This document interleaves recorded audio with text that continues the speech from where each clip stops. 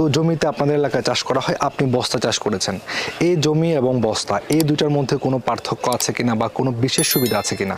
যে এখানে পার্থক্য আছে, সুবিধাও আছে। দেখা গেছে আমরা যদি মাটিতে আদা চাষ করি তাহলে অতিরিক্ত বৃষ্টির কারণে ওই যে মাটিটা পিটে যায়, ঝুরঝুরে থাকে না, এবং আদা যে ফলনটা অনেক অনেক গুণে কমে যায়।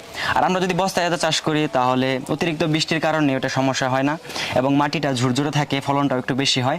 আর মাটিতে আরেকটি পার্থক্য হচ্ছে, মাটিতে যদি আমরা চাষ করি তাহলে দেখা গিয়েছে অতিরিক্ত বৃষ্টির কারণে সেখানে পানি জমে আর কি আদার কন্দটা পচে যায়। আচ্ছা আচ্ছা। আর আমরা যদি বস্তায় চাষ করি তাহলে এই বস্তায় নিচে যদি কয়েকটি ফুটো করে দিই তাহলে অতিরিক্ত বৃষ্টির কারণে ওই পানিটা যে জমে থাকে সেটা সহজে আর কি নিচে নেমে যায়, এটা একটি সুবিধা।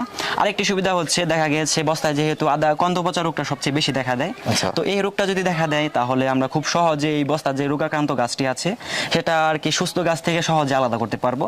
এবং দেখা গেছে ওই অসুস্থ গাছটা সহজে আলাদা করার কারণে এই সুস্থ গাছগুলো আর কি সুস্থ থাকবে, আক্রান্ত হবে না, আক্রান্ত আর কি হবে না, যেহেতু ছত্রাক ছোঁয়াচে রোগের মতোই আর কি।